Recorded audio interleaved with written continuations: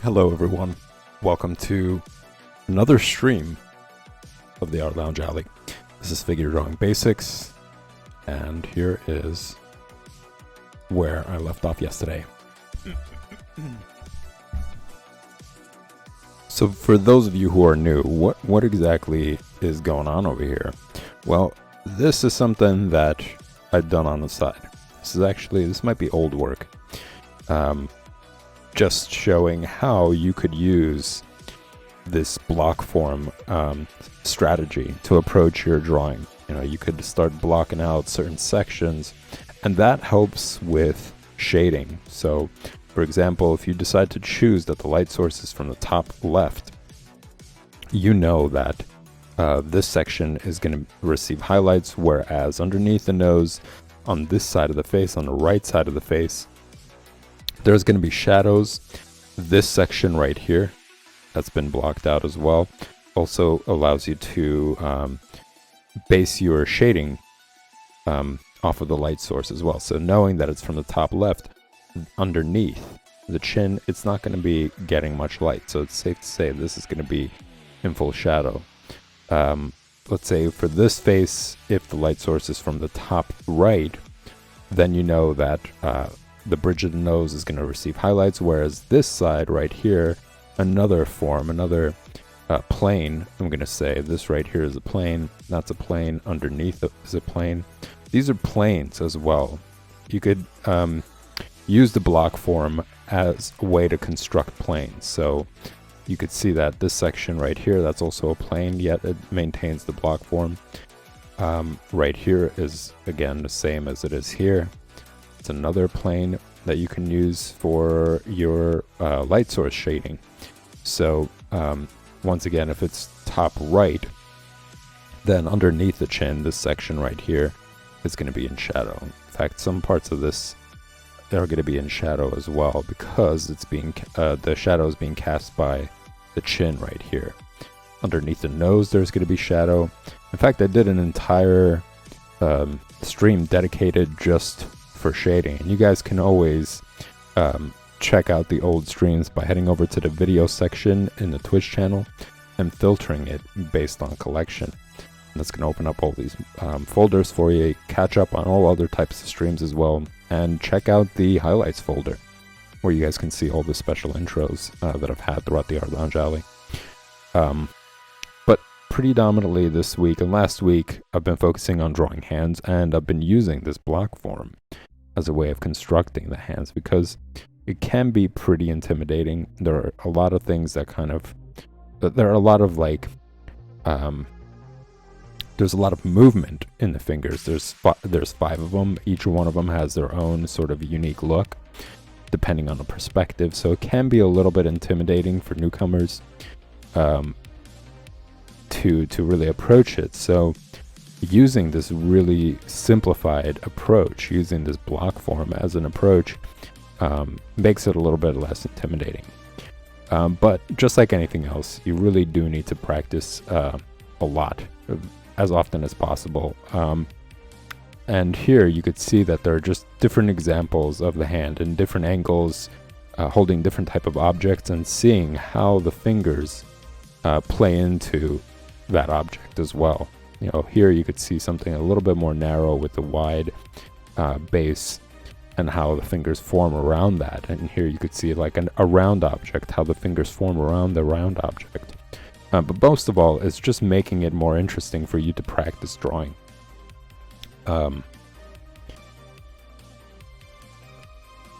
See something else.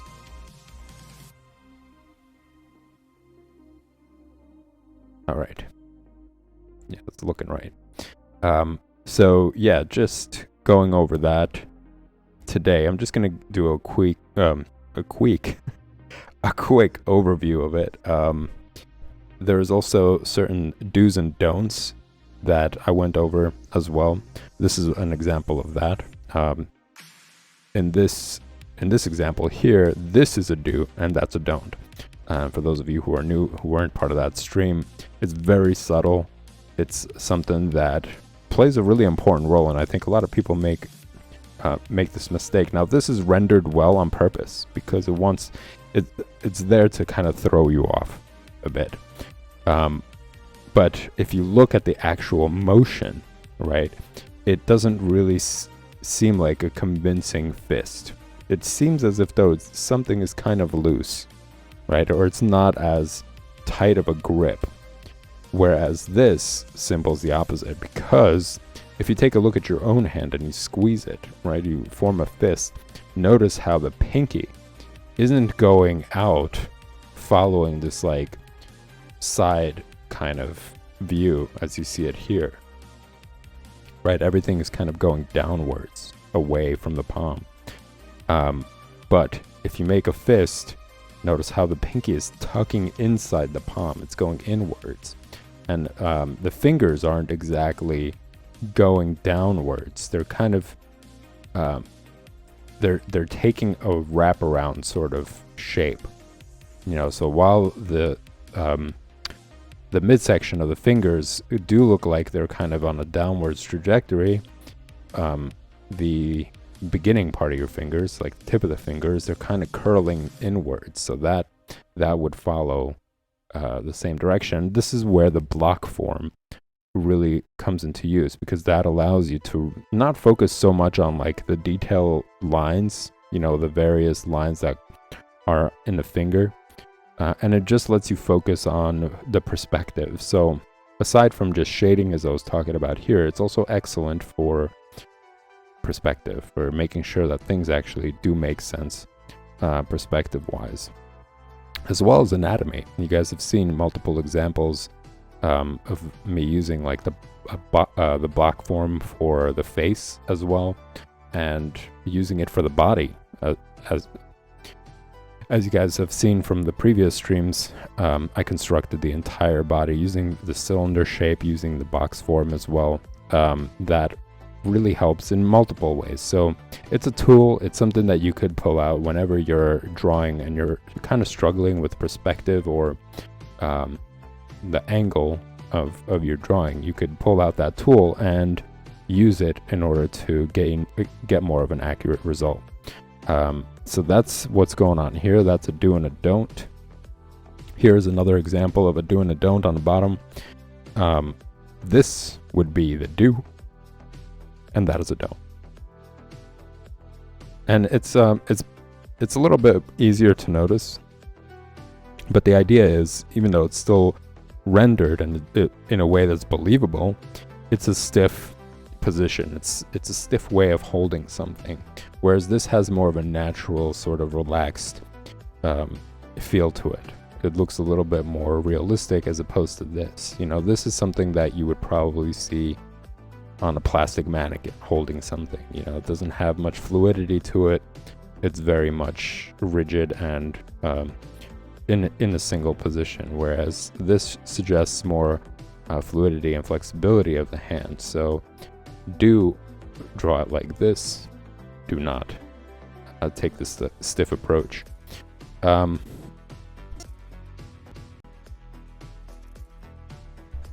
Something else I was talking about was drawing through. So when I was using the block form and I was constructing the fingers, you can kind of see it over here. I was using the block form to construct the fingers, and I was drawing through this object. This is a baseball, but I made it look as if though it's made out of glass, kind of, and you could see the rest of the fingers. And it becomes very useful to do that for reasons like this. Like, say this is the cape of the character that you're drawing, and you're drawing the feet and the legs. Without drawing through, you don't realize how it actually doesn't make any sense. Like, if you keep following the direction of the lines that you made underneath this cape, the legs would collide with each other. They would just like kind of cause this cross. So it really helps to draw through in order to ensure accuracy. So here, drawing it through to make sure that the tip of the fingers makes sense in relation to the rest of the hand and its position. And that's a little bit intimidating as well, because if you're new, you're not used to seeing so many lines at play and having to pick out the correct lines or having to focus on the correct lines. It could be a little bit intimidating and overwhelming. So it's important to try to practice it using really basic examples. Like try to use it using basic shapes. You know, if you're just starting out, say you're using the cone, you're practicing to draw a really basic shape, and then let's say you're creating the box. And by making sure that you're drawing through one and the other, you're allowing the placement to be accurate and the lines to be accurate. You know, you're not going to draw the line here and then this line to continue. The box isn't going to be too high or too low. You'll already have it constructed. And then after you do that, you could just erase those things, those lines in the middle of the object that's in the foreground to get more of like a believable, solid objects. Too soft. So now you actually have one object that's in the foreground, another object that's in the background. And whoops, I just drew those lines back. You know, and then from there you could practice things like shading using these basic shapes. So from what we discussed earlier, the way it goes for the cylinder shape, it's from side to side, it's not from top to bottom. Shading isn't from top to bottom when it comes to cylinder shapes. So this is the light source would be coming from the left side. So the shading is on the right. So remember, whenever it comes to shading, shadows are always on the opposite side of the light source.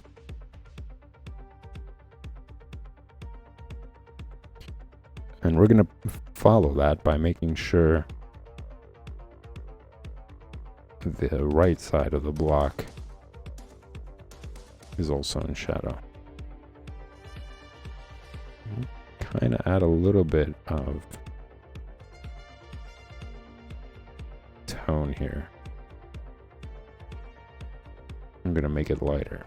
So you got multiple things going on over here. You're practicing basic shapes. You're practicing drawing through the object in order to make sure that it's accurate. And you're also practicing shading. Keeping in mind to draw lightly, not press too hard, and gradually work your way up with the shades.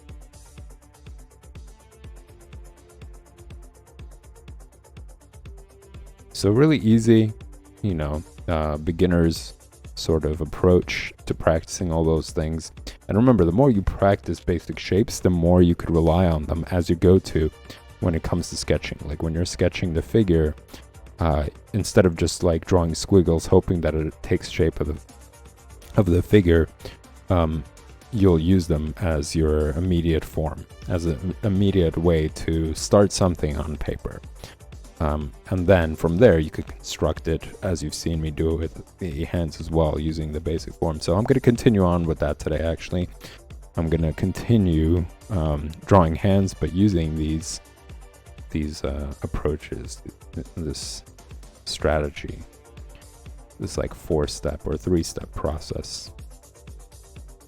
And I'll show you guys what I was talking about. So here I'm drawing like the largest shapes of the hand right now, so just to make sure that it fits within this little section here. I don't want it to be too big because I want to draw all the features, and I don't want it to be too small. I want it to be just perfectly in this little section.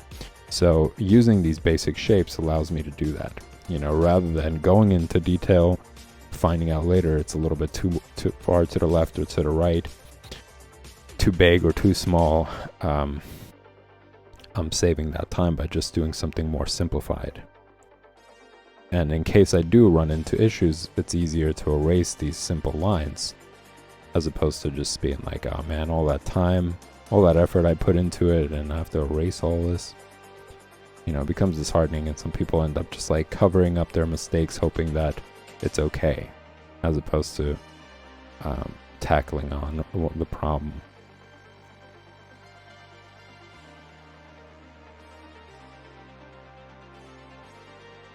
Not really going into detail, just giving the general sort of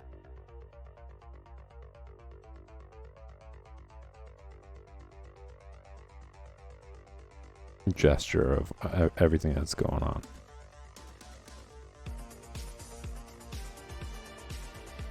So as you notice, I started out with the cylinder shape for the wrist, and I started out for the circle for the palm, and then just added more cylinder shapes, I'm gonna say, for the fingers.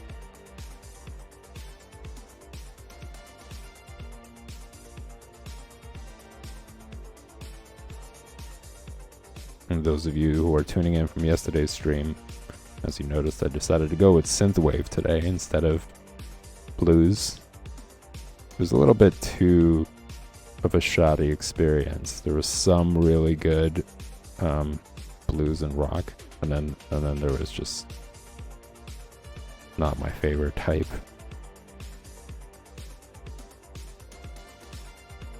But in any way, it's nice to mix things up, as opposed to having the same playlist.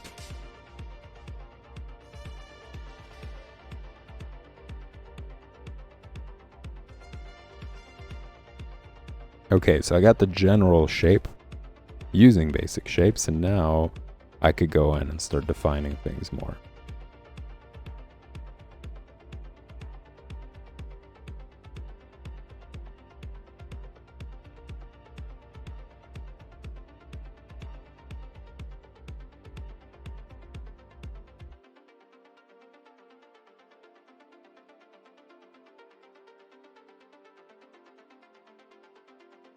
Start forming the block form of everything. And remember, you don't have to do this forever. This is just the beginning stages. You know, you're warming up, you're getting to know these features. So the best way to get a full understanding, three-dimensional all around, is by using the block form to do that.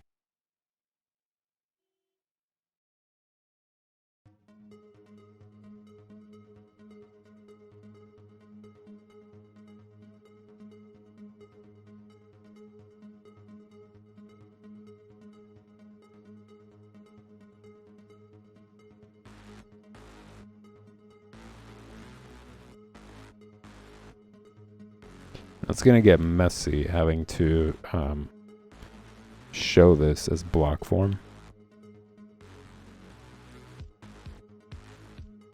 It's going to be complicated. I'm still going to attempt to do it for the sake of you guys seeing it.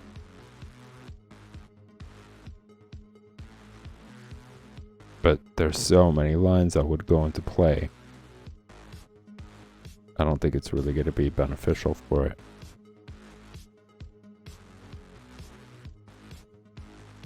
For the sake of the stream, but I'm gonna do it for the side of the finger right here.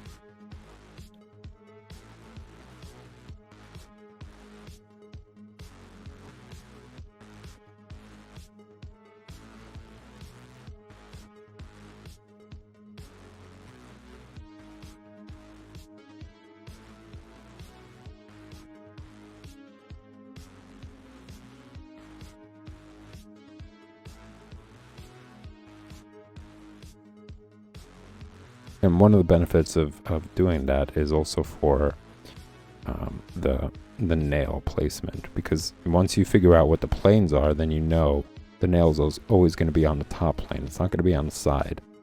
And depending on the perspective, it would allow you to actually place it correctly. And it plays such a huge role. You could really butcher your drawing if you don't place the nail in the right perspective, in the correct position. So that's something to look out for. Now you guys might have noticed that a lot of times that I'm talking about this stuff, I'm always mentioning how pretty much every single piece of the drawing is incredibly important, and it's very much true. You know, this it just basically says how every tiny little detail can really impact the drawing, but in order to make it less intimidating and overwhelming, you just kind of want to focus little by little on certain sections and get better at drawing them, and then continue to like escalate your challenging yourself, just escalate that little by little so that you can understand and grasp more and more and more. And then eventually it all just comes together. The better you become at drawing, the more often you draw certain features, the more challenge you'll have room for. You know, you'll be able to take on more and more challenging things.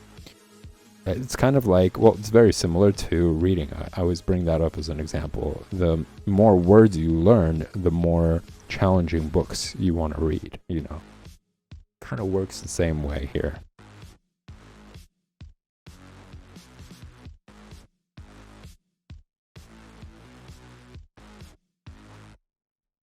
So right now you're learning the alphabet. Like anatomy is the alphabet for figure drawing. So it might be technical, it might be tedious, you might get frustrated from some of the results that you're getting, you know, and of course you're looking at things that you see like on Instagram or YouTube, and people are drawing things so quickly, and then you're looking at your own work and you're like, damn it, you know, doesn't seem like I'm getting good results here. But keep in mind, it's very much like reading. If you gave up on learning the alphabet or reading, you know, you would be in a really bad place, really. So don't give up. It's gonna be just as frustrating, and just know that eventually you're going to get better, and you're going to notice it. You know, that's one of the reasons why it's also important to like reflect on the work that you've accomplished. You know, set yourself small goals. Say, okay, today I'm going to spend time and I'm going to draw lips, and I'm going to draw lips really well. I'm going to draw it all over the page. I'm going to cover it completely up with all different types of lips, and I'm really going to put in effort to making sure that they come out incredibly realistic. And then just reflect on that. You know, at the end of the day, be like, okay, I might not have drawn a comic book, I might not have drawn a character that I saw that really inspired me to draw, but I ended up drawing the lips and I did a great job. You know, I really spent time and I really developed each one of them. I drew all over the page. I spent like 3-4 hours drawing today. So just recognizing these small goal accomplishments keeps you motivated. You know, it makes you see that, yeah, you're putting in effort and you're going to get progress. So next time you sit down to draw some other part that also includes the lips, you're going to be like, oh, I've done this. And you're going to feel less intimidated by it while you're learning something new. So, yeah, it's important to recognize little accomplishments, little goals that you've set up for yourself, and how much you've achieved from them.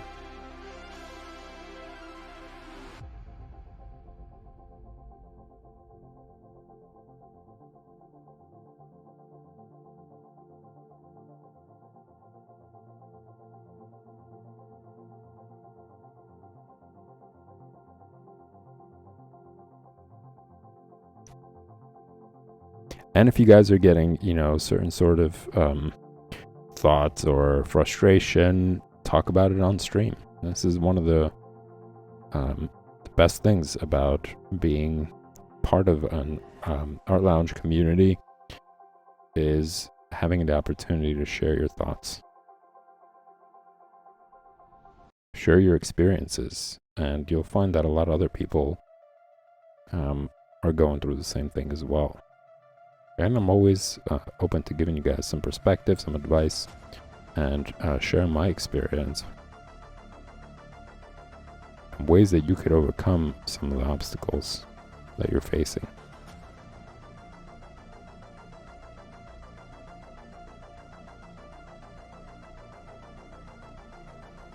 Gonna add this little detail here that instantly tells you this is a baseball.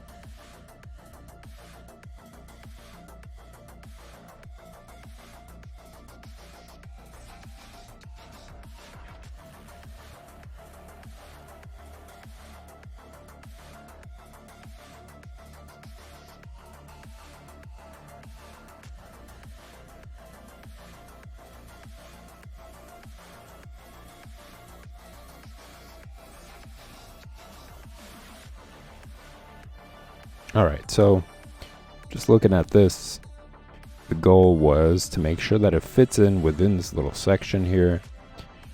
And through using this like 3-step process, I was able to do that. So you can see how beneficial it becomes to approach your drawing this way, to take on the simple forms first, construct it a little bit, and then on top of that start rounding off sections that are that have like sharp edges to indicate joints, you know, rounding those sections off. And then once that's all in play, you could start moving on to shading.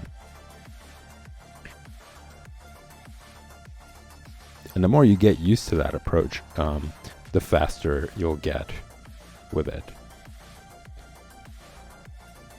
And it's useful for all things, you know, it's not just the figure. You could use it for constructing cars, buildings, you know, the same sort of strategy, you know, starting out with, like, say you're working on a building, just starting out with the beams, you know, you're starting out with basically just lines and making sure that everything is proportionate, that it makes sense on the page, it's placed exactly where you need it to be.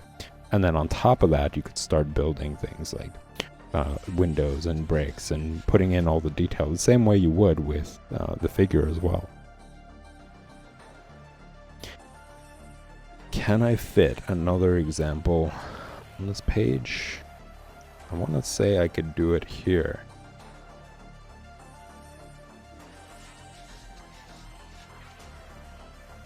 Just gonna have to like cut the short a bit, the wrist a bit short.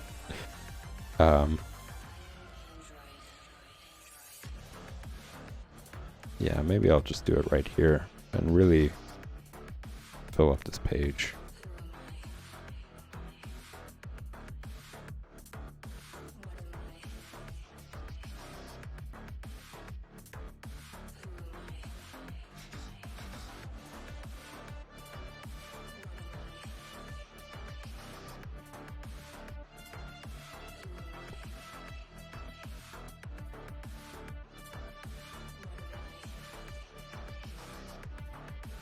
So here, I'm going to take the opportunity to actually use the block form to construct the hand.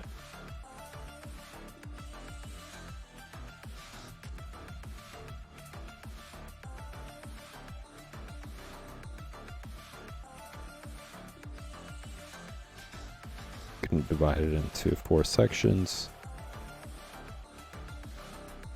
Gonna add this part right here.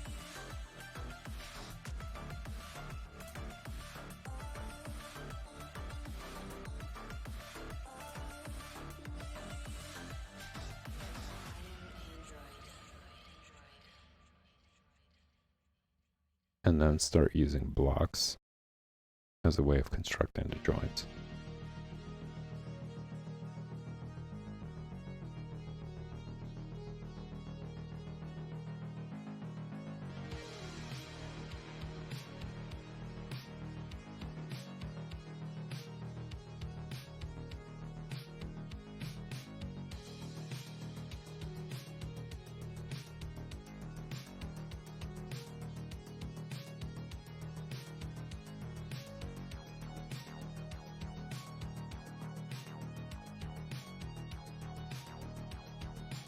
So since the finger is curving onto the ball, it's not going to be straight and continuing the same trajectory as this first half of the finger, which is right here.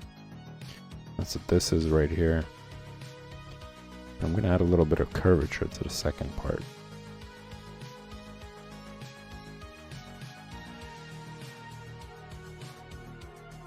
And then curve the final section of the finger.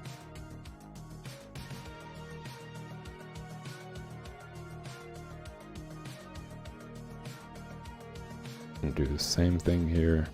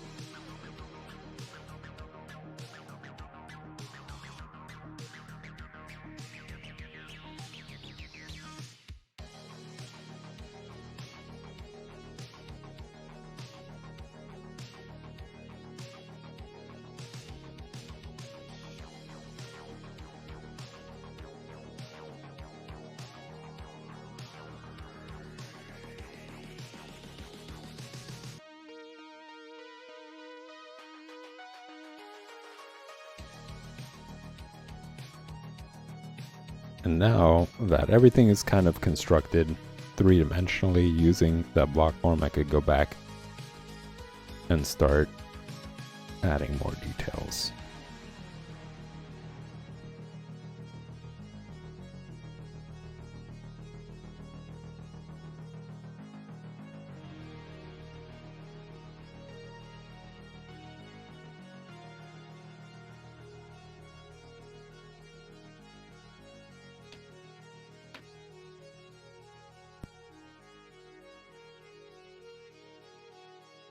Those of you who are new, don't shy away from erasing.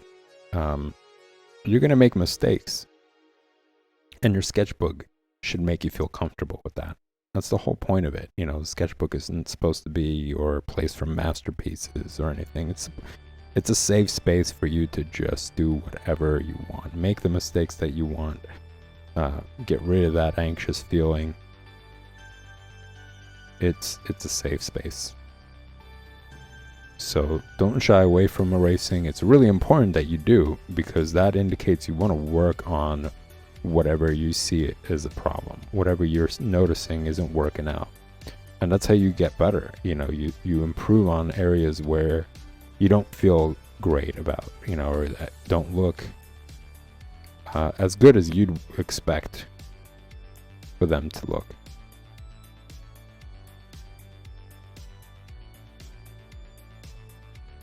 And through that labor, you get a better understanding of it, and it kind of prevents you next time from making that mistake again. You know, you remembered now, okay, this is something that I overlooked. You know, I didn't really pay attention to. And through the process of fixing it, like having to make that sacrifice of erasing and wanting to avoid that in the future, you learn from it. Whereas if you just pass it, right, if you're just like, oh, whatever, it's no big deal, you're going to come back and you're going to make that mistake again, or you won't even know how to correct it, what to do about it, you know. So you'll draw it again in the same broken way. So feel comfortable with erasing. Feel comfortable with your sketchbook. Don't look at it as a place for masterpiece or as a place to like prove yourself to anybody or any of that. I would say if need be, have two sketchbooks. It's a way of just like kind of psyching yourself out and saying, you know, one book I'm gonna just feel free to do whatever I want, make the mistakes, make them look have really bad outcomes. You know, you don't want to purposely make them look bad, but just a place where you're okay with bad work. And then have another sketchbook where you dedicate a lot of time and you create something. And in fact, it's a great way to learn another really important approach to your drawings, which is sketching things out and getting familiar with them before really jumping into the final product, as opposed to just starting out with nothing and then working from that eventually to being a final product. The latter is good too, that's also a good thing, but to me, it became very useful to be able to do that, because sometimes I'll sit down and I'll have an idea in my head, but I won't really know exactly how to execute it. And it's supposed to be, let's say it's supposed to be some part of the project or something, or some sort of commission that I'm working on. So I would have to turn a page and sketch it out multiple times to get that pose, to get that feeling, let's just say. And then once I would get comfortable with it, once I figured it out, once I really nailed what I was looking for, I already warmed up. I already know how to construct it. So trying to work towards like more of a finalized version becomes easier. So just having that sketchbook and more of like that final piece sort of sketchbook really, I think, could train you to be active in that approach.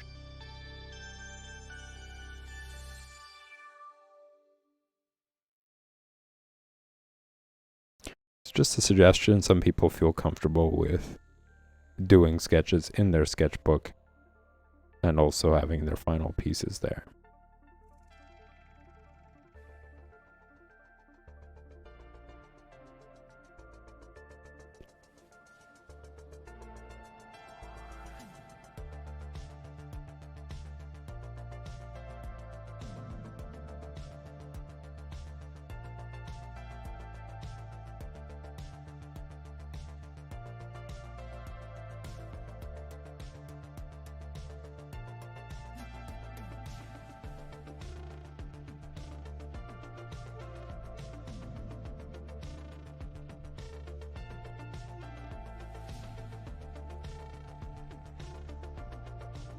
So now I'm just going back, and just like you saw in a previous example, I'm adding details, I'm starting to shade, I'm refining certain lines in the stage.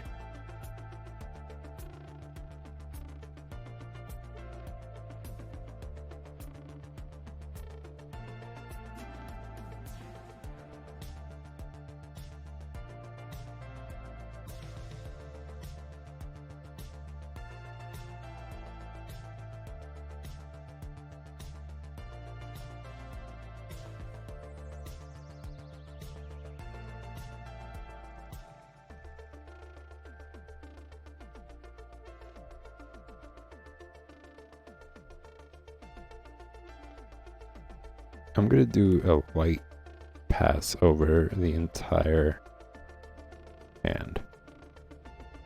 Something else that I mentioned before, when it comes to shading, when it comes to adding more tone to any part of the body or any part of the face, or really just about pretty much most drawings, you'll find that nothing is as white as the paper. So this light pass over everything kind of resolves that. You could add highlights, but highlights are easier because it's only a little section. You could always just use an eraser and add those highlights.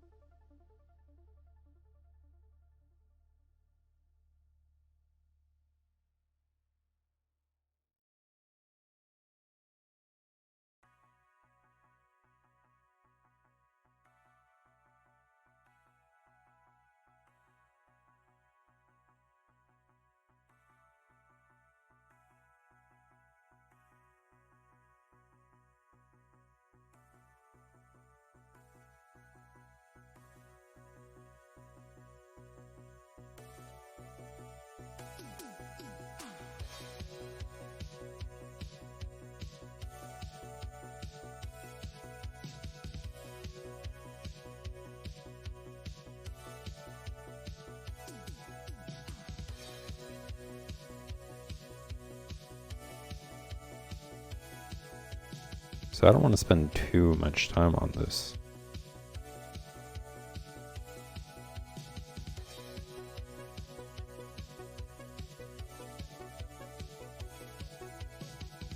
I do want to move on to the next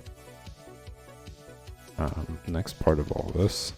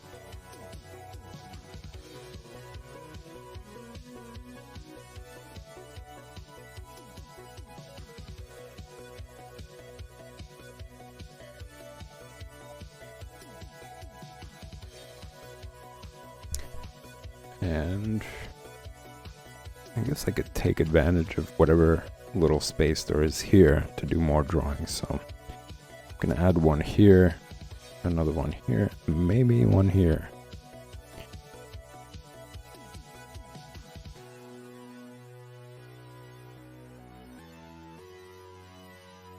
So once again, I'm gonna just start using large shapes to define the finger area. Can use like a cylinder shape to define the palm area.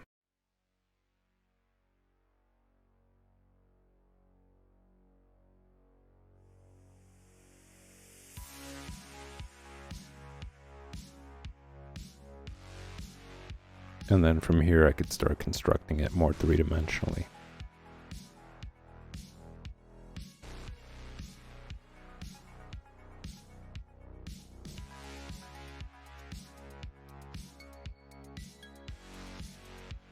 Now this is a perfect example to kind of go over what happens when you make a fist. And I'll get into that in just a few minutes. I first want to construct it.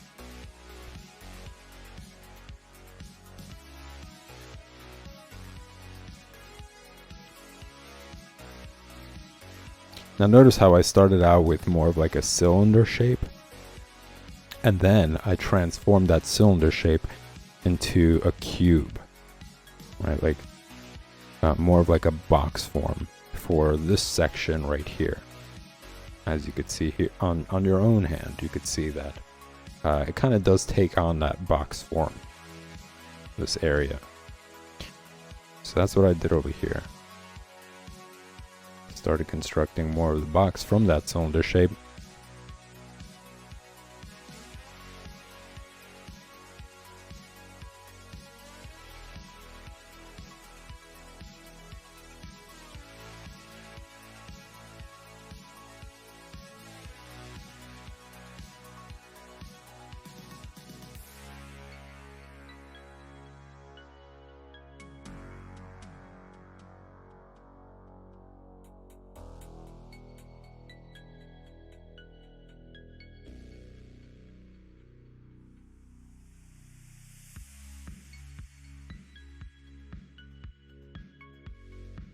And then within that cube shape, I started to define the fingers more. Having different planes, like this is this plane right here. Oh, sorry, this is this plane right here. And then there's another plane right here. So the inside of the fist, this section right here. So this is basically what the fist is doing. Now, what I wanted to go over, and you could kind of see it here as well, is how your fist forms, how the fingers curl. Now notice how there's a crease here, there's a crease here and here. So you would assume that each of the curves happen at these creases. But notice, once I start forming the fist, right, the first curve is down the middle. It doesn't start at the top. It starts at the middle, then the top closes in more, and now pay attention to this part. It doesn't fold at this line right here. It folds from the knuckle. So notice again, this is where that bend is, from the knuckle area. So that's what you're seeing over here, and it's an important detail to notice.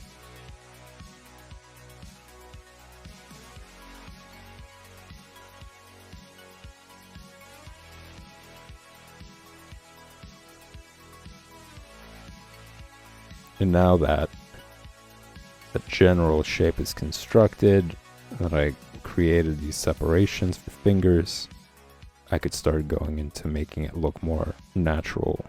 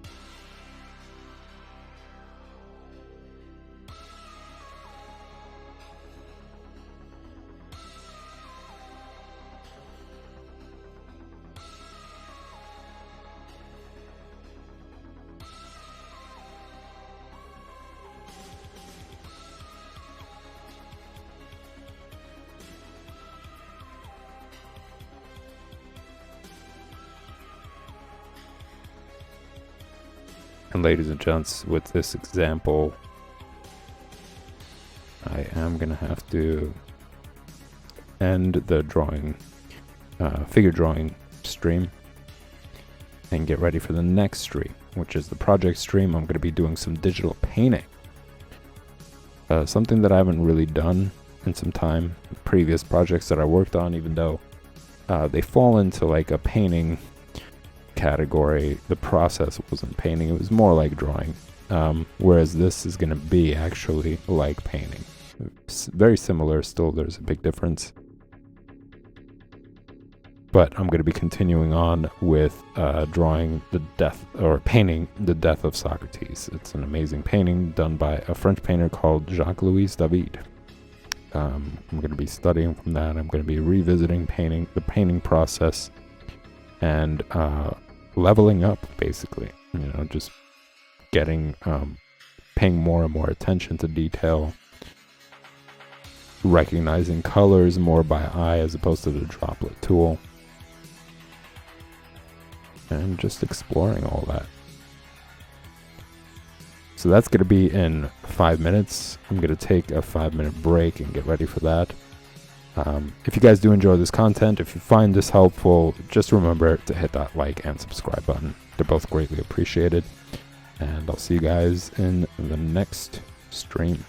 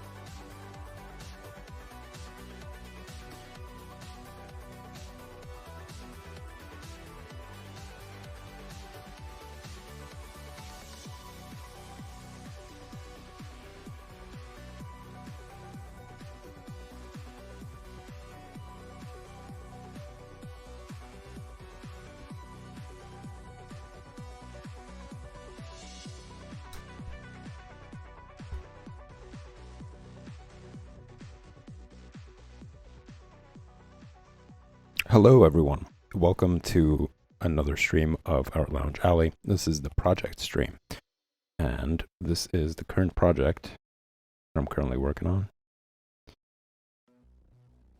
It is a painting done by Jacques-Louis David. He's a French painter, and the painting is the death of Socrates. It's one of my favorite paintings, and I'm going to show you guys the original. This is the original right here. And I haven't really gone too far in it. I'm mainly focusing on Plato right now, and then I'm going to be moving on to working on other features as well. And just kind of like bleed out from him out onto other characters as well. And going up from like, I guess, left to right.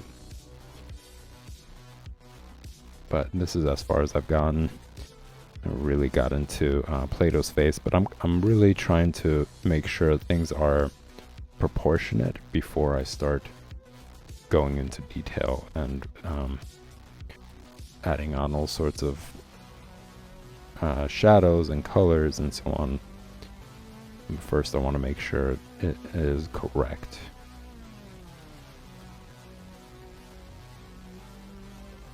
Like, I want to say that his legs are actually longer.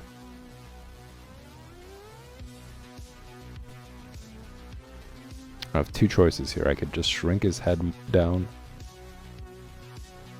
or extend the legs.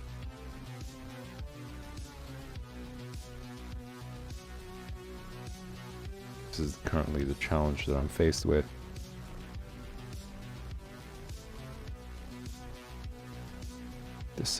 Decisions.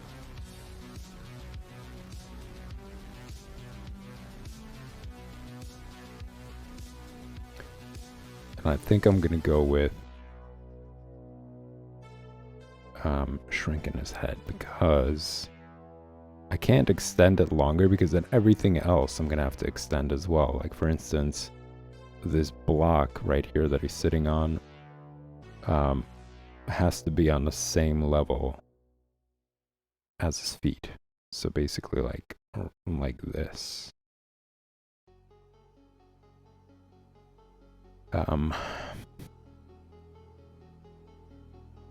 I might have to do just a little bit of shrinking here.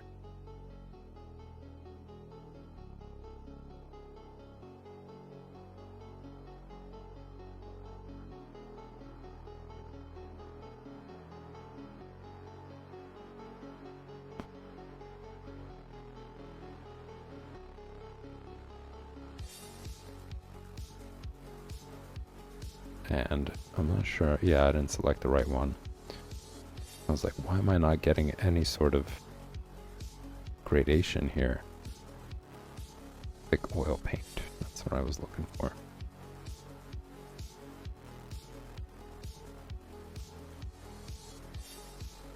That's more like it.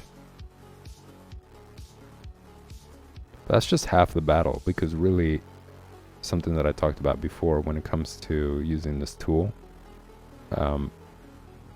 there's so many gradations in between these colors that even using the droplet tool, I'm not getting accurate results of it. Like, I still have to pick based on what I'm seeing rather than using the droplet tool. Like, I'm seeing in the shadow there's like green and red, green and blue kind of mixed in, some elements of yellow. So I just kind of have to go off of that rather than using the droplet tool.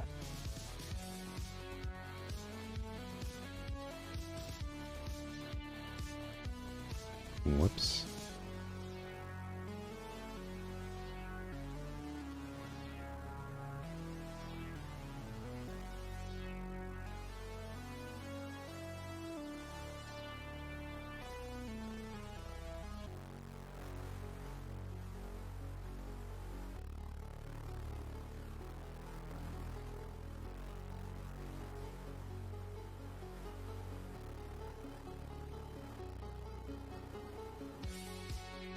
Just have to like play around with it until they mix well and it starts to resemble the original.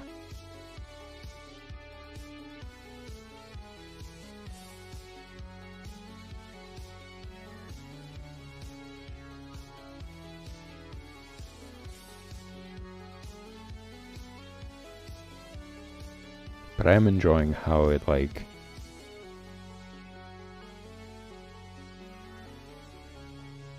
transitions from color to color. It does have this like oil kind of feel to it.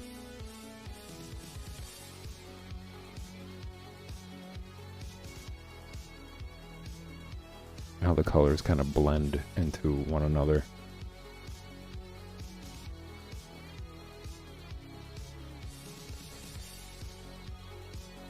Alright, surgery time, I guess. I'm gonna try to correct this proportion problem. It's not gonna be pretty. I'm probably gonna be irritated with the results. But it's better than pretending as if the things are proportionate.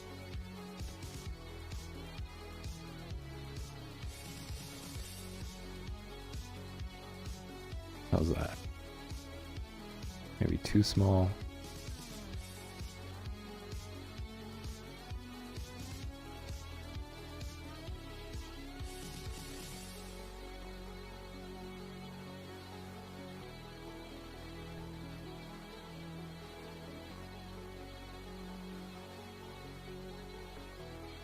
Gonna snap it into that.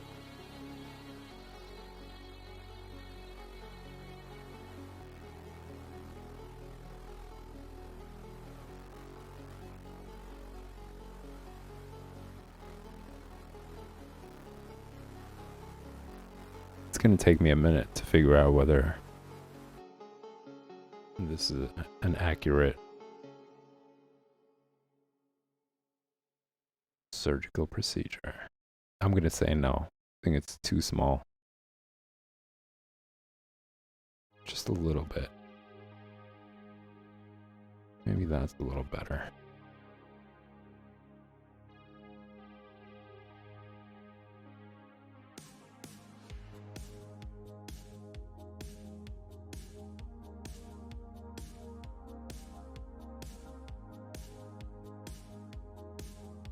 I am working on something off stream, and I'm just like debating on whether I should just continue working on this painting while working on this other project off stream. But another part of me wants to introduce you guys to it because I think it has some like really valuable scenarios. It's a really interesting angle. It's something that I haven't done. I'm trying to challenge myself with a new perspective. And I want to share it with you guys, share the process. So I'm still kind of debating on it.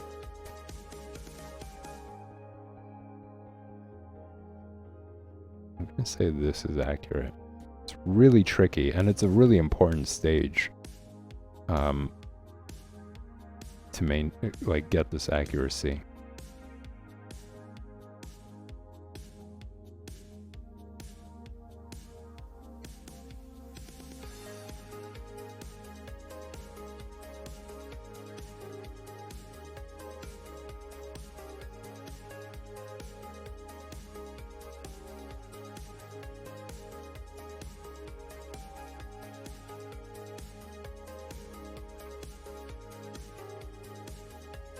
Because as I mentioned, once I'm going to go into detail, I can't backpedal as much.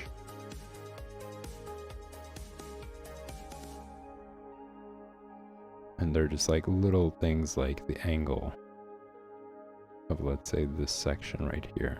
That can make a world of a difference.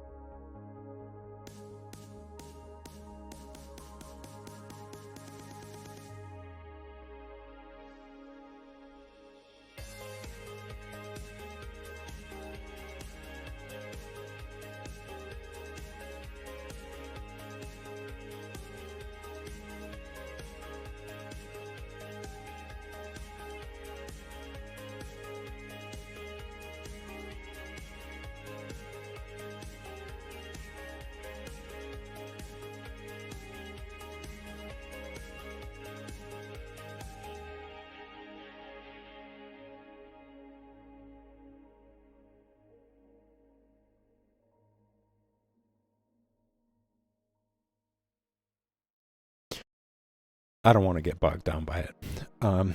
If anything, I'm just going to keep moving. I want to stay in the flow of it.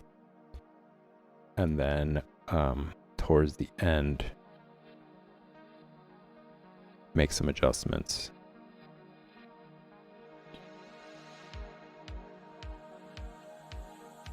I mean, the thing is with these painters, right? Back in that day, they didn't have like Control Z to undo things, or like have the lasso, the magic lasso, to like correct little mistakes. Like, they were that accurate about everything that they were doing. Granted, they had all the time in the world, I think. Like, these artists, this is different times. People weren't, I think, burdened by inflation as much. Like, artists were actually able to make a living off of just like one painting.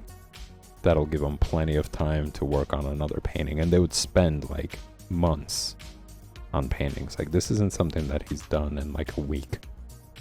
You know, these artists spend like I mentioned, like months, depending on how big it is too. Oil painting is totally different approach. You know, the amount of understanding when it comes to using materials, like using the Wacom tablet, there isn't really that much to learn about it. You know, it's just like using a pencil. But with oils, it's very specific. The kind of brushes that you're using, the kind of effects that you get from each brush, how to use each brush, how to mix colors, you know, how to use the mediums for mixing colors like linseed oil and turpentine and all these other mediums as well to get results. How to gesso the canvas before you actually start working on it, so it doesn't absorb all the oils. You know, there's like so much that goes into it. It's a very laborious task, and that's one of the reasons why I find it absurd when people want an oil painting at the rate of doing a digital drawing. You know, they have like all these high expectations. They don't understand the process, and then they get irritated when the person who they're demanding it from gets irritated.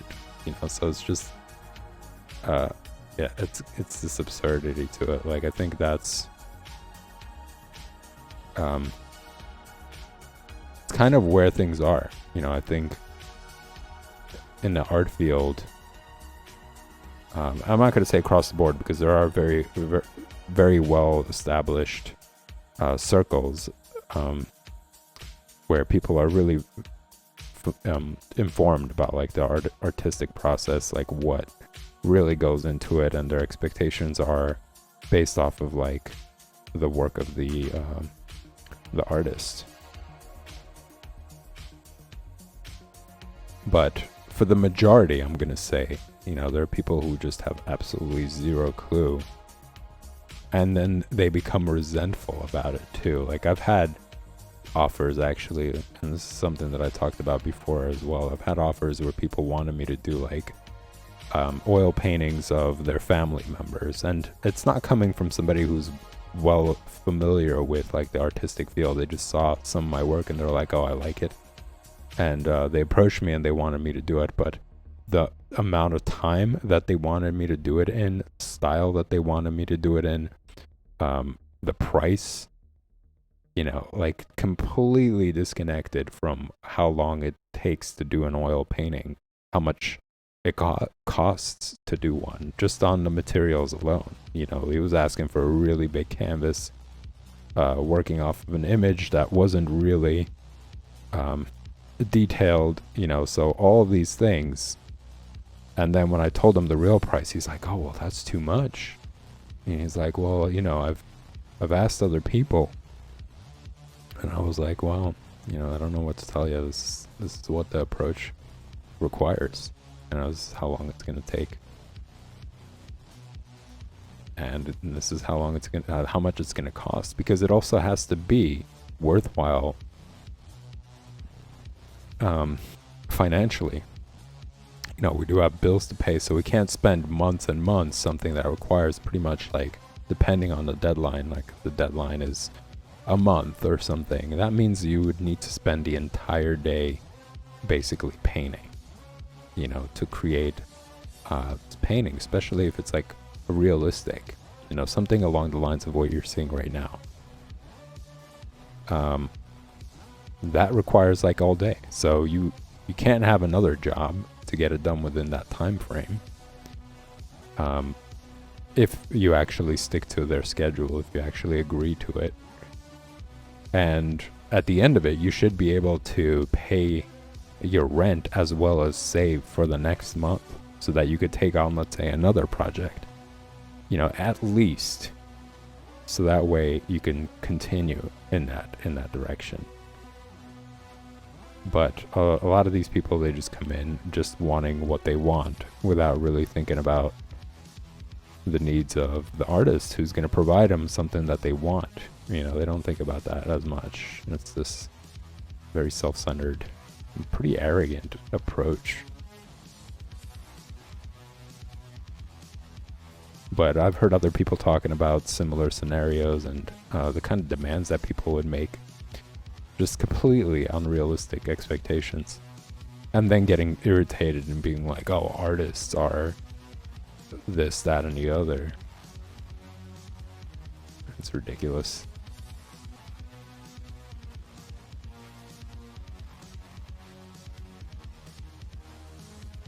But yeah, just to say I ended up denying it because he didn't really want to comply with what I needed in that scenario. I was like, I can't have it done within this time frame because I also have another job. If you don't want to provide enough money for the painting, then I have to stick to this job, and I can't afford to do that. So you're gonna have to wait a really long time for this painting, or put in more money so that it gives me the opportunity to dedicate myself to it.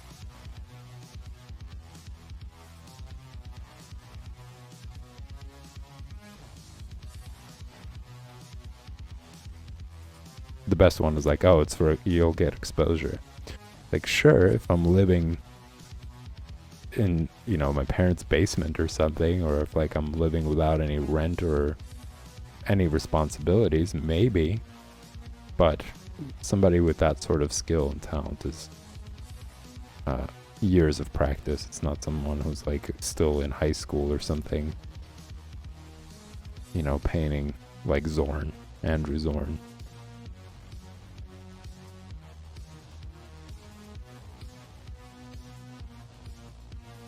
And to expect a painting like Andrew Zorn while paying much less, it's ridiculous. Just looking at the price and cost of what his paintings are. It was really ridiculous.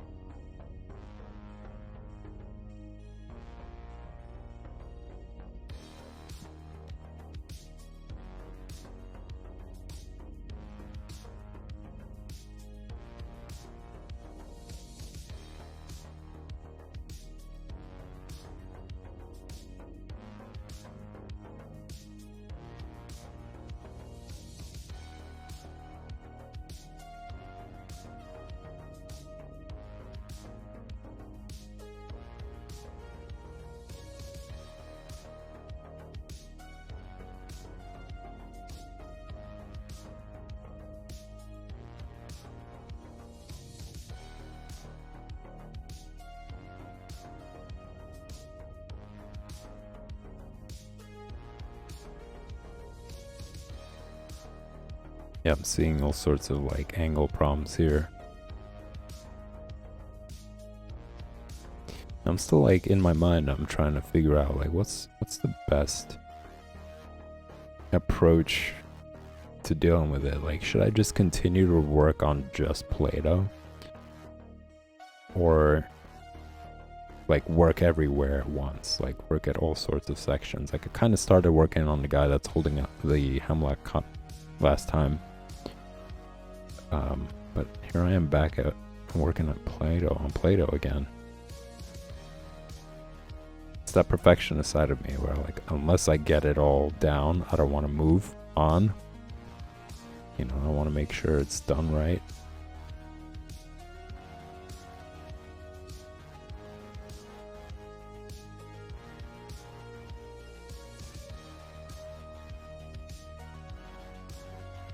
And I think my approach here is a little bit different than, let's say, the original painter, because he's working from he might be working from models, he might be working from reference or not, but there isn't a sense of like, oh, it has to be exactly like the original. Like there's a lot of his own improvisation here, whereas I'm sticking to it as much as possible to the original. Like it would be cool to paint this and have it be like incredibly identical. Like I kind of like the idea of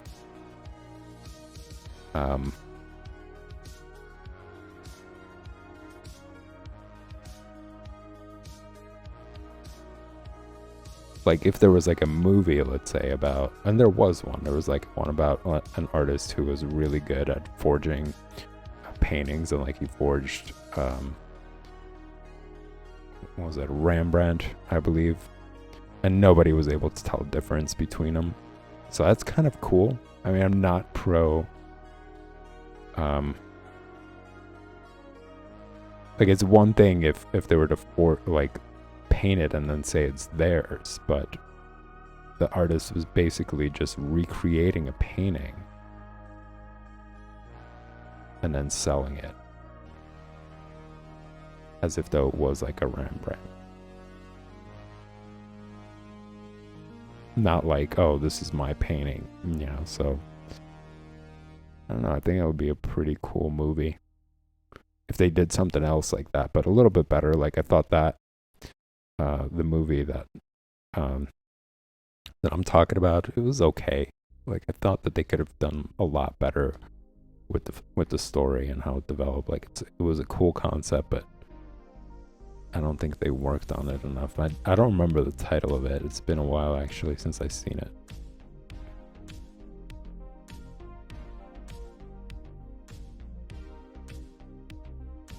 So I guess if the question was, if you were to commit a crime, what kind of crime would you commit? I would say that it's not harmful, you know, it's not like hurting anybody or anything like that. Whoever buys the painting gets an amazing painting. So it's not like they would buy it and then the painting would fall apart, you know, or whatever. They would still have an incredible painting, just wouldn't be the original. And at the same time, I'd still be painting. So it's like, it's kind of a, I don't know, I want to say it's like an innocent crime.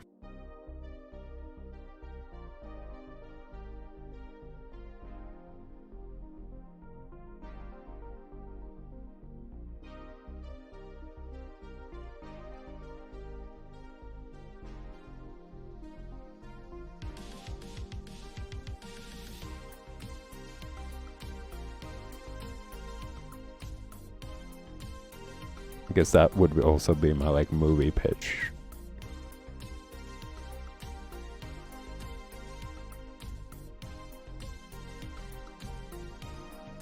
About like a notorious, like a Catch Me If You Can version. Like if you guys ever seen that one with Leonardo DiCaprio, one of my favorite movies as well. Where it's based off of actual like an actual person and was able to do it. Like he was like traveling around the world. He's like forging checks. This is way before they had like these this really good understanding of ways that people go around it. But he would do that. He would basically go around and figure out all different ways of getting through or getting by and making a name for himself. Like, he faked being a teacher, I think, as well. Like, I think that was based on real life. It actually happened, where he like went into a class and people assumed that he was like a substitute teacher based on how he was dressed, and instead of like just being like, no, you know, he played into it and he started teaching the class, which is pretty hilarious.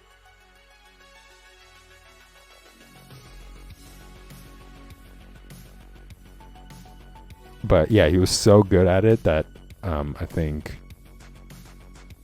FBI hired him to like figure out check forgery. They were like, look, you know, you could either stay in jail or we're gonna hire you and you could work for us and you could help us understand other fraudulent activity and stuff. So he took on that and he became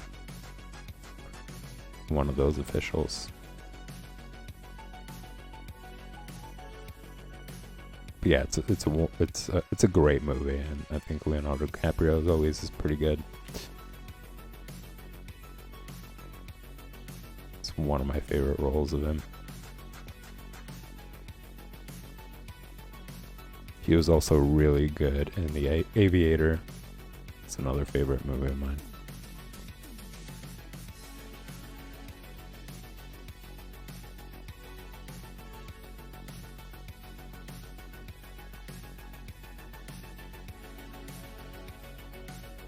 But that's kind of like what I'm trying to do here. I'm trying to like take my attention to detail and just painting skill to the next level by paying attention to all these little things, like little angles of like all the little details and color and all that, to make it almost identical.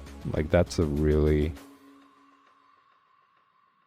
it's a high bar, but I'm willing to go that direction.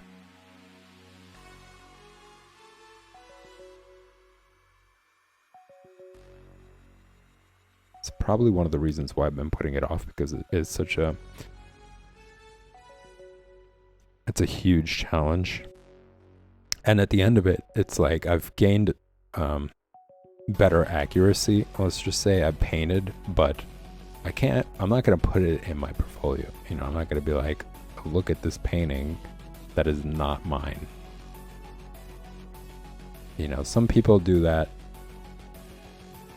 I don't find it to be that useful, because if you get hired, if you're going to do some work, you're going to have to do work from creativity, from your own imagination. You know, so I'd rather spend that time working on stuff, like working on my ability to do things from my imagination,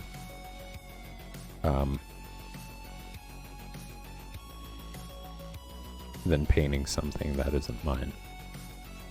But it's kind of good for this reason. You know, I'm just streaming. This isn't like work related, so for fun. I have this time, might as well dive back into it. And I just really love this painting, and I got a chance to see it actually. It's at the Met.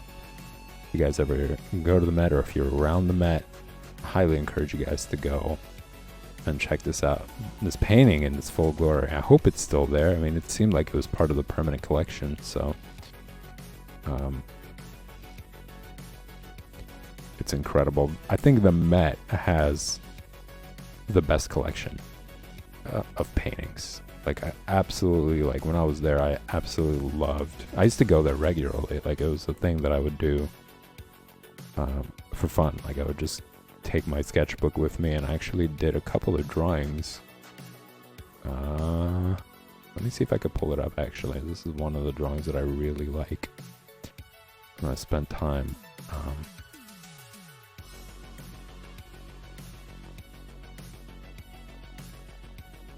I don't know if you guys could see it. I have to wait and see.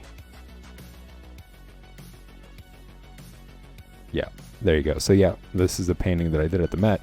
I brought my sketchbook with me, and I just stood in front. Like, this was pretty challenging because I didn't have anything to sit. I didn't have anything to sit on. I had to stand in front of the painting and draw it. So I just spent the time, and I got so into it that I didn't even pay attention to how my legs were feeling. But it was time well spent. Like, I really enjoyed it, and I spent a lot of time on it. And I used to do that regularly. I would just take my sketchbook, go over there, and try to draw all these paintings. I think this one came out the best out of other attempts. I think I have a sketchbook somewhere with this stuff. I don't remember where exactly.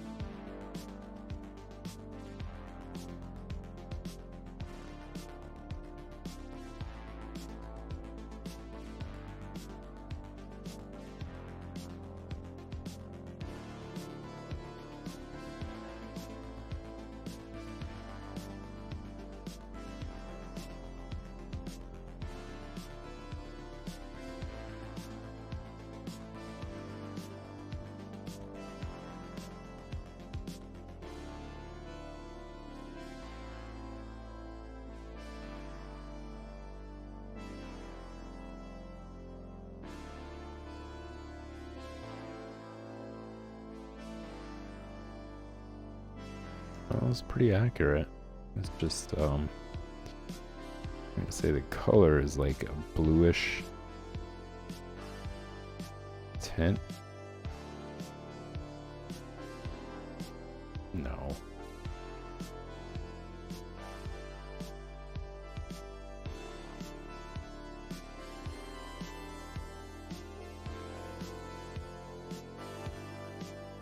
Or maybe it's the shadows that are slightly on the bluish side.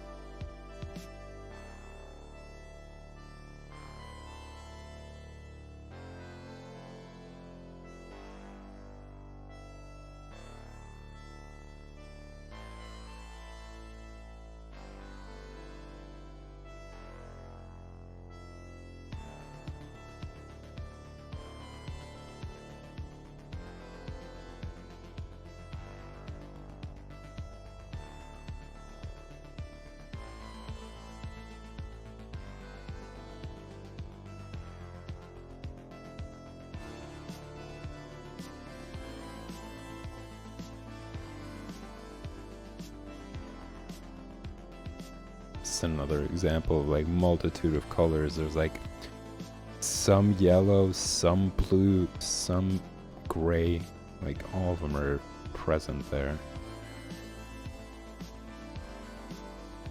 But I think that's what makes this painting so complicated. Such a complicated painting. And they're all mixed in so well.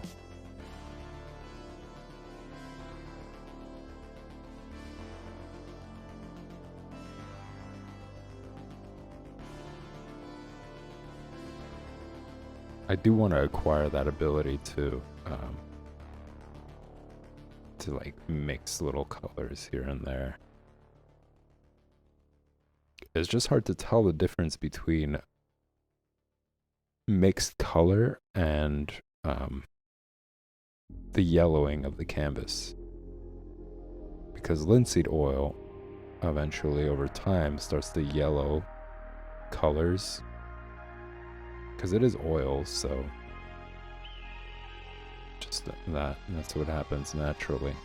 And I can't tell if this painting has that, like those colors, they're on purpose.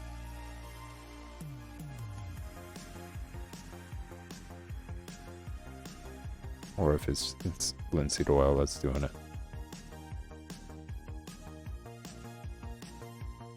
Now here's like a perfect example of like what would happen with oil paintings. See, like for digital, all I have to do is just like hit the brackets button and my brush size changes. Whereas with oil, you would have to switch the brush that you're using. You would have to pick the kind, either round or flat brush. Or if you're using one, you would have to like wash it off, you know, before you dip it into another color to make sure that the colors don't mix, it doesn't become muddy. Or if you're using a new brush, you know, you'd have to dab it into the color. And then switching back, so you kind of have to strategize like how long you're going to use each brush, you know, because you don't want to do a tiny little detail and then switch over to another brush and then go back to doing a tiny little detail, switch to that brush, and then, you know, back and forth. It's going to be time consuming, you know, so you have to kind of approach the painting in a way where you could do it faster, you know, you could be fast about it, and that requires approaching it with like a strategy. So I'm going to spend some time using this brush to get these details in, and then once that's done, I'm going to switch and use the smaller brush for X amount of time to collect, you know, to correct this or that, or add this detail or that.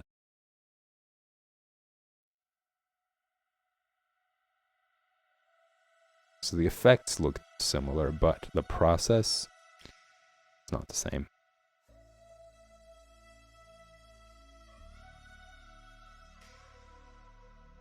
And it can't be substituted, like the result.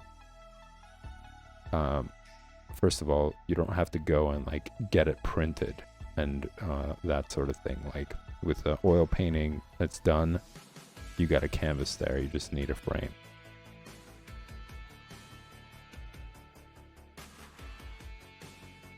Whereas with this, you could keep it digital, but you know, if you were to looking to like hang it up in your living room or something, you'd have to go find a good printing place, good paper to print it on, and a frame.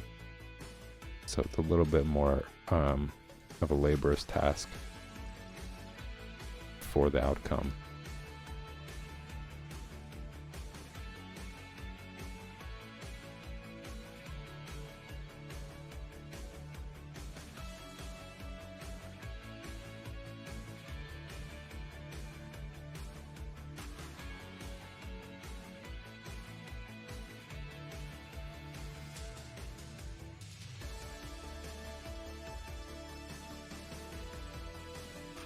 Like going back to the idea of like the sort of outlook people have when it comes to like painting jobs, or like porter jobs or whatever else, like I think a lot of it just stems from the fact that people have this idea that an artist is somebody who's gifted, and if they're gifted, they're people get jealous of that, and start acting spiteful or whatever else. But I think the more people are aware of being able to do it is something that everybody could learn, that it's not meant to be only for this, like, you know, quote unquote God-given talent or whatever. I think it'll kind of dispel people's approach, or lessen at least their ways of seeing it, and make them less jealous and know that, like, well, I could actually learn this if I wanted to. You know, I can get myself, which absolutely everybody can. You know, it's just a matter of time, really. But at the end, pretty much anybody could attain that level with the amount of, depending on the amount of dedication that they put into it.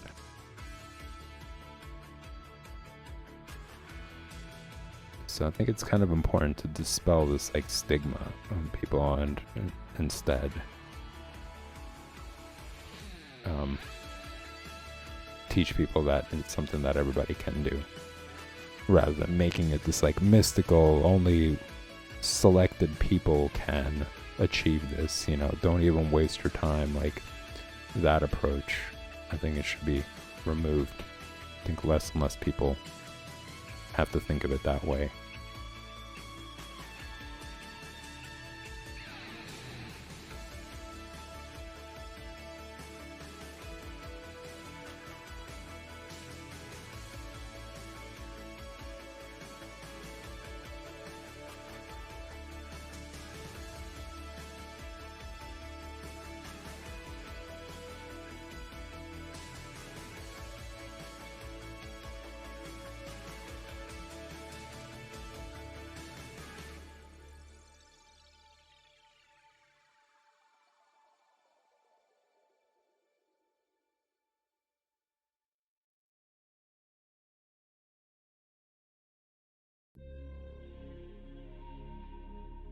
So much to do.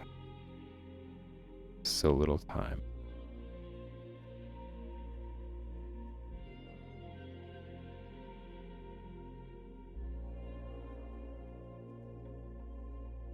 So it's like somewhere here.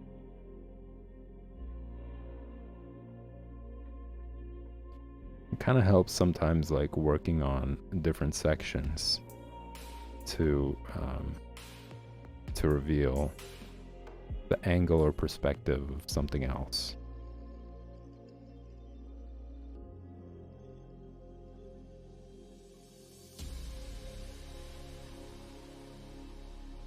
Like now that I'm working on this section, I notice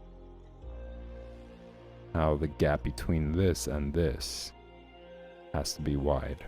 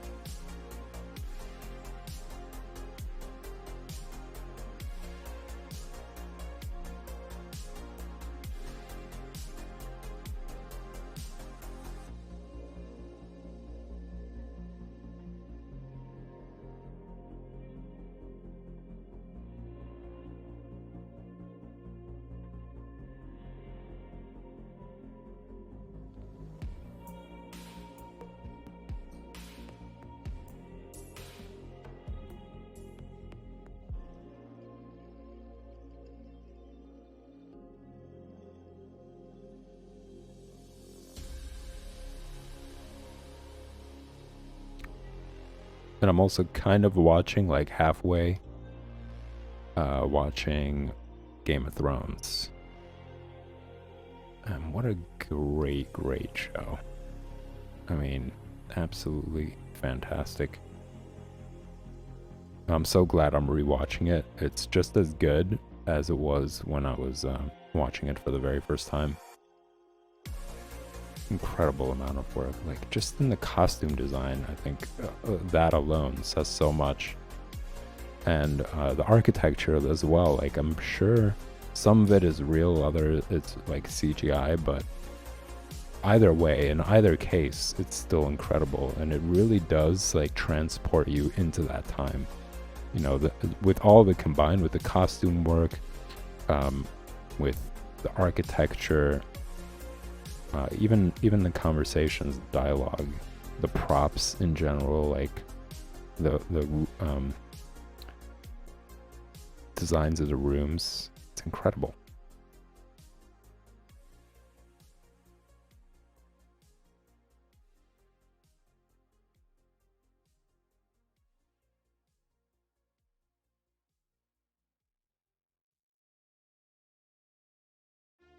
Now I'm up to the scene where Ramsay Bolton is gonna get it.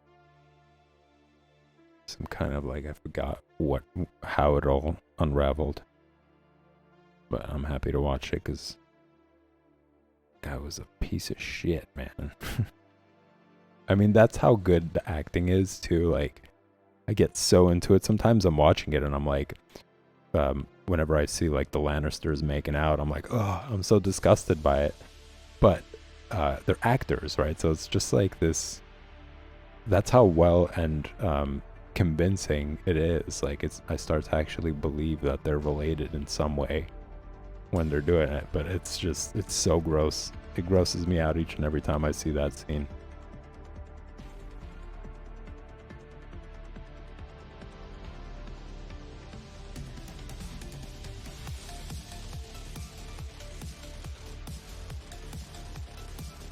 When Joffrey was still around, I was like, oh my god.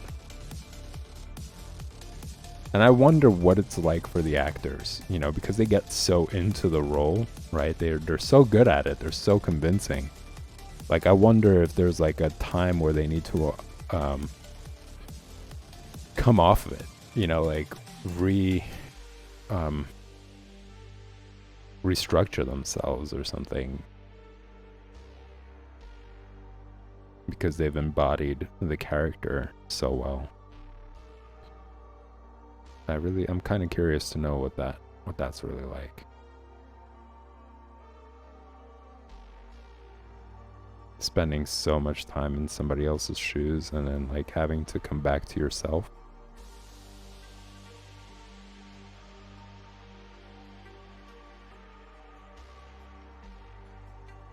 And also like how people respond, because I'm sure there are a lot of people who are crazy and they're just like they get angry or something. I hope not. You know, that sounds really stupid. Like for somebody to not like the guy who plays Joffrey, or the guy who plays Ramsay Bolton. Like if they see them on the street, like do they say nasty stuff, or are they just like, or do they get heckled by people because of stuff like that? I hope not. That sounds really stupid. But you just, I don't know. You never know when it comes to that, or people act so wild when it comes to celebrities. I wouldn't be surprised.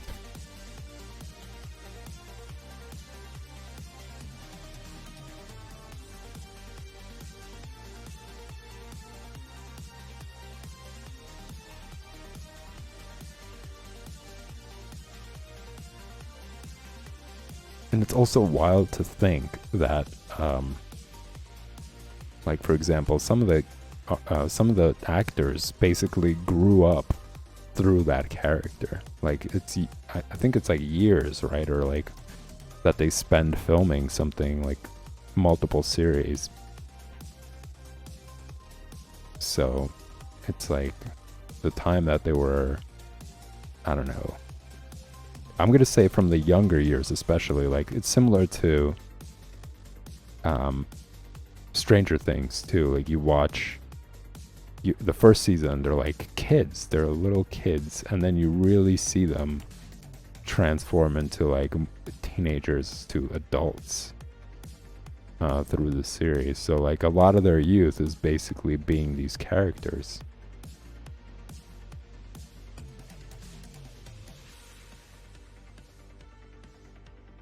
It's trippy.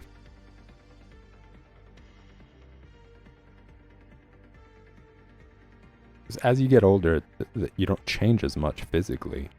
You know, so some of the actors, like I want to say Winona Ryder, didn't really change that much. You know, she still looks pretty good. I mean, compared to what she looked like in Beetlejuice maybe, but there she's pretty young as well.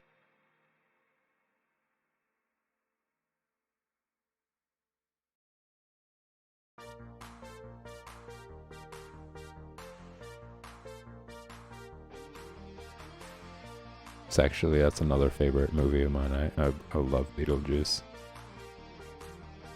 Probably one of Tim Burton's best work.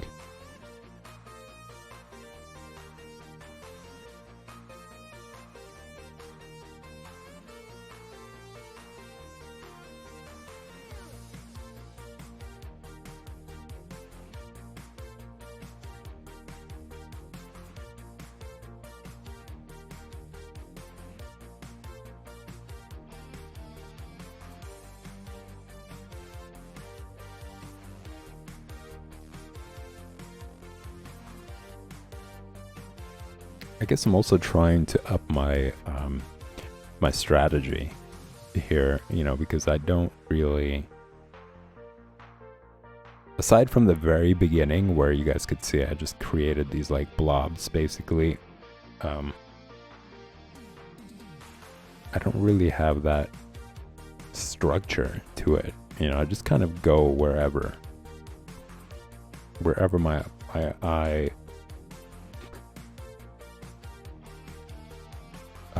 whatever my eye kind of like catches.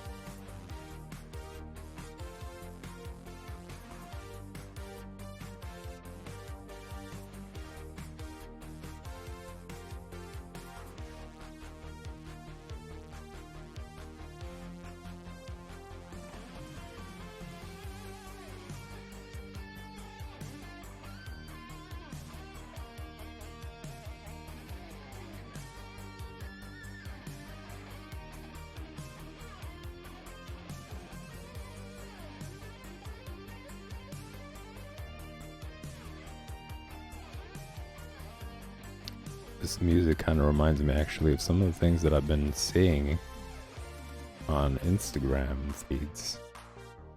Where I saw like this, it's becoming more of a trend, I think, maybe, or I don't know, you know, it was just something that I came across, but I saw somebody who was like, probably in their early 20s or whatever, just dressing up like those like hair metal bands back in the 80s, back in the I'm gonna say late 80s or something, where their hair is like really teased out and they're wearing all this like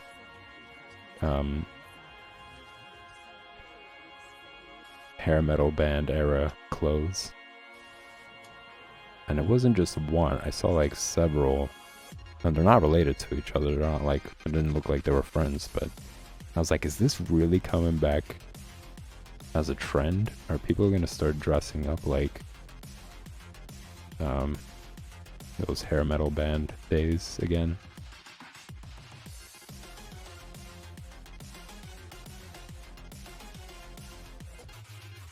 And I'm wondering what's driving that. If there's like some sort of band that's really pushing that, or if it's just like an Instagram thing where people are just sharing what they're into.